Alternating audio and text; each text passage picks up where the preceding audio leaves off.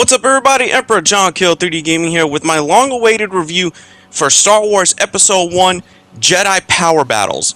Now, this is one of the many games that has been getting remade by the studio, or at least remastered by the studio known as Aspyr. And Aspyr has had some controversy with both the Knights of the Old Republic 2 failed DLC and the debacle that was the Battlefront collection. Did they turn themselves around with one of the last games that you would think should get remastered? Now, Star Wars Jedi Power Battles came out way in the early 2000s for both the Dreamcast. I believe it was on the PC. It was also on GBA, Game Boy Color, and PlayStation. And by far, the superior version was the Dreamcast, because this game is notoriously difficult. Now, yes, there is a Star Wars Episode 1 The Phantom Menace standalone game that does cover the events of the movie, but this one right here went more into a arcade action style 3D beat 'em up, if you want to, if that's what we're going to call this, because there's a lot of elements in this game that, yes, they work really well, but this game, it is without a doubt one of the most hardest games that I had ever played growing up. And I didn't have the Dreamcast version. I survived the PlayStation version, which is notorious for being the worst version, and I can attest to that. But what this one does, this remaster uses the Dreamcast version as the baseline, and it builds up from there. It has the co-op, the 1 to 2 players. All characters from the get-go are unlocked. All the original characters, plus a bunch of new characters, but they're not really new. They're just characters that are in the game. And frankly, I'm actually disappointed that they didn't just give us more Jedi characters instead of characters wielding guns. Yeah, there's people that want to do that, but hey, the game's called Jedi Power Battles. And with a bunch of levels, a couple of bonus content, this is a very well-deserved package and remaster. It looks good, it plays well. It actually does play a lot better than the original, but the original controls are in the game if you want to go through that hell. Now, Jedi Power Battles opens up with the original Star Wars crawl. This is an Episode 1 game, basically. This is along line the prequels, obviously. But once you get through this side-scrolling, everything in this game has been touched up. Graphically, visually, the music does sound better because I played the original versions, and I even have the original versions emulated on a handheld that I have here. Obviously, you can't see it, but it's called a Red Pro or a Reg Pro or whatever. It's an emulator. It's a handheld emulator with a bunch of games on it. And Jedi Power Battles is one of them. From the PlayStation 1 version to the GBA version to the GB Color version. But all of them paled in comparison to the Dreamcast port, which the Dreamcast port of the game, even then, was the superior version of how to play Jedi Power Battles. And the thing about Jedi Power Battles that it was a very unique game despite the difficulty. I consider this game, before we ever got Jedi Fallen Order, before we ever got Jedi Survivor, Star Wars Jedi Power Battles, in my opinion, was the OG Dark Souls, or at least Souls difficulty level in the Star Wars game, or a Souls Light, if you will. Because everything in this game, like, not for lack of a better term, yes, everything in this game is meant to kill you, but everything in this game really does try to fucking kill you and bust your ass. Even droids, who, yes, I get it, this is an arcade-style game, but droids should not be able to block lightsabers. I mean, it does throw your suspension out the window of a lightsaber in this game. That's the thing about all Star Wars games. All Star Wars games make lightsabers feel like just a glowy beat stick. And in this game, it is very, very clear that the lightsaber just feels like a very heavy beat glow stick. But once you go through the game and you start to see how much it is improved from the original, this game, it is so fun to play. Okay, I recommend it if you're gonna play this game by yourself for the first time. There is two difficulties. There's Jedi mode and easy. Easy mode just gives you more health and more life. That's it. But the difficulty does not change. But that's the difficulty mode I recommend if you want to play the game by yourself.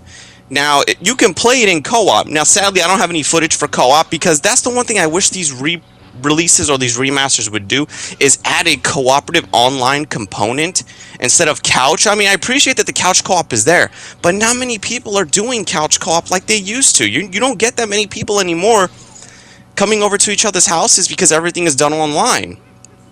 That's like one of the few gripes I have with these re-releases, is that they just give us an online variation, or at least an online mode to these older games. And you can tell that everything in this game has been upscaled, the graphics, not redone, but they've been detailed more compared to the original. Like, it doesn't have that blurry, blocky look of the original, but you could still tell that this was a PS1 Dreamcast game. You could still tell because of how everything looks. You could tell because of the graphic style. But the thing is, that just shows you, even back then, the graphics for this game were actually pretty good. They were pretty solid because they translate so well. And playing with different characters, different Jedi, hence why the game is called Jedi Power Battles, and that's how I prefer to play the game. I really don't play as the other characters. The other characters are just a waste. Like, in this game, if you're not using a lightsaber, the game is really not all that fun, unless you want to be a masochist and use a gun and go through all that kind of hell. But the whole point of the game for me is to use the lightsaber. Another cool feature is that in the original game, before there was any official continuity of whose colored lightsabers were whose, in this game you have both non-canon lightsaber colors of the characters versus canon saber colors. Like in the old game, Mace Windu had a blue lightsaber which you can toggle from purple to blue. It's a nice option. The same with Plo Koon. Plo Koon had a yellow in the original game. He has a blue here, but you can switch it. Along with Adigalia and Ki-Adi-Mundi, you can change their lightsaber colors to reflect their canon versions or the original game's versions. And it just makes it so unique to just go through and use these different colors. Something as simple as a lightsaber color really can just change the overall vibe of how you go through the game. And it's wild. And the thing is, every character plays different.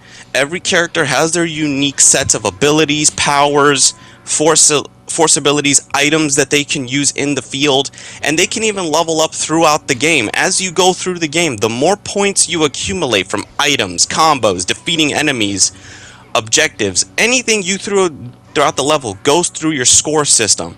And as you do the score system, you can increase your health, your force, damage increase, or unlock different combos and skills, because that's the one thing this game does really good, is the combos. Like, let's say you press square, square, circle, circle, you do like a lightsaber spin guard break combo, and it's pretty damn cool.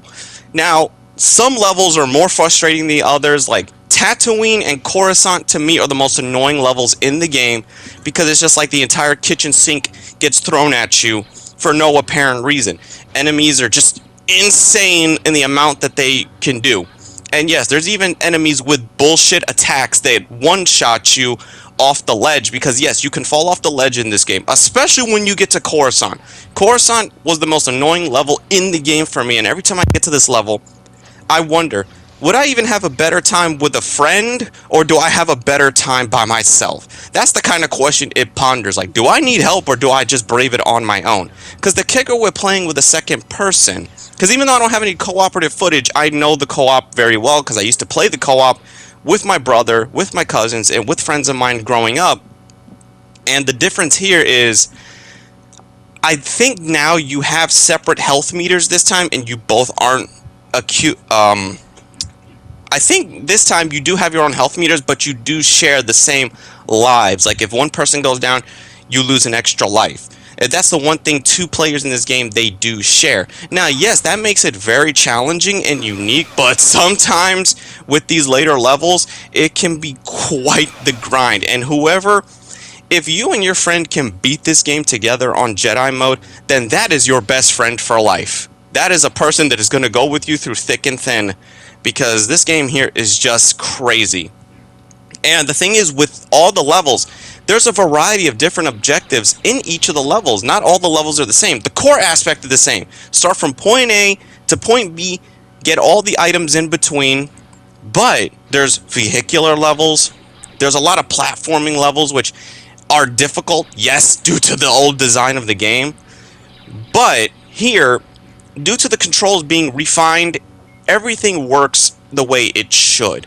Because the thing was, in the old game, the controls is what also made the game very difficult. Like, a game can be difficult, yes, but if you don't have good controls, then your game is not only difficult, it is unrealistically a pain in the ass more than it needs to be.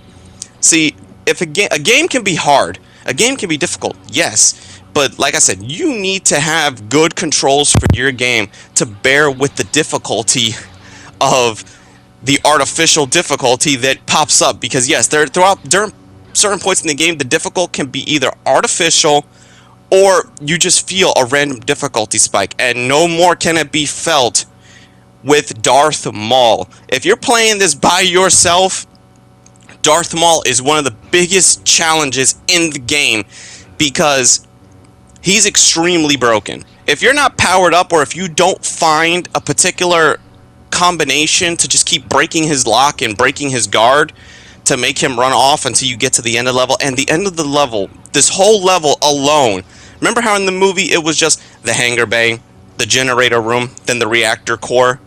In this whole fucking fight is an entire level that you have to go through hoops and ladders to get to Darth Maul into the reactor room. You don't just straight up fight him. You gotta fight him, then you gotta go through a whole level on top of that, then you gotta fight him again, because you fight Darth Maul 2 times in this game, once on Tatooine and then here, which gives you the full range of what this son of a bitch can do.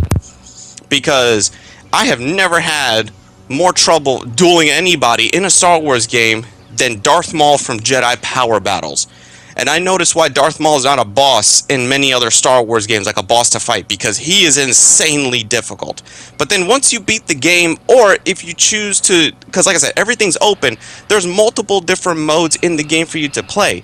There's a mode where you play as a droideka, and your objective is to be a little roly-poly optioli, go through the levels, and just shoot up the Naboo guards until the timer runs out, or at least kill as many guards as you can before the timer runs out. So this can also be played, everything in this game can be played with 2 people. And this mode right here, it's hit or miss. I don't hate it. It's a fun little distraction, but without 2 people, you won't get it done quick enough. Then there is the Cadu race, which I feel is a waste of space. They should have taken out the Cadu race, because it's just point A, point B, just rapidly press the button until you get to the finish line. If that's one thing they should have taken out, was this, and replaced it with like a 2-player versus mode or a duel mode where you can duel the other lightsaber wielders. That's one thing in this game that disappoints me, is that there's no mode to fight your opponent, whether fight the NPCs or fight another player. Then there's Gungan Roundup, which Gungan Roundup, it's just an excuse for people to abuse Jar Jar Binks. I mean, let's be real. Jar Jar Binks at the time was not very liked, and this mode, it's kind of like, I don't know, like soccer or something like that, where you have to make him go into the goalpost, but by doing that, you just have to hit him, electrocute him, and shock the shit out of him. So, it's just clear that these people wanted to abuse Jar Jar. And then you have the survival mode, which is kill 100 enemies. Don't mind my dog barking in the background, because he does that every time somebody walks by. But there's the survival mode can be played by itself or played with a friend. You go through, kill 100 enemies. Now, this is standard fare, and this mode is pretty fun. It can be challenging, but I don't mind a good old survival horde mode in a game where I'm using a lightsaber. But overall, Star Wars Jedi Power Battles, it is a blast from the past, and it's worth getting. It is worth getting, I would think so. It's available on all platforms, and if you're a Star Wars fan that grew up with it, hey, be sure to play it. This is Emperor John Kill 3D Gaming. Be sure to like, subscribe, favorite, and here's a bonus at the end of the video. It is a full match, me attempting the Darth Maul level, one of my many attempts, and I'm using Mace Windu, so be sure to stick around for this whole section of me trying to take out Darth Maul.